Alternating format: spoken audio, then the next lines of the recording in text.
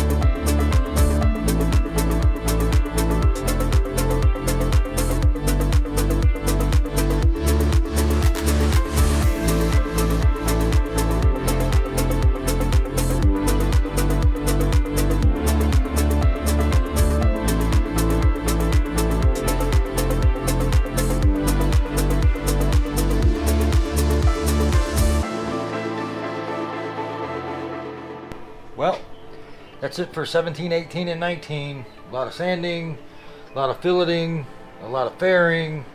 Now there's an awful lot of sanding left in my future. Probably start on the sanding tomorrow. Then we'll be ready for the Total Boat Total Protect primer. It's a sandable primer. And then it'll be Gator Glide time, and we'll finally flip this baby over for the last time.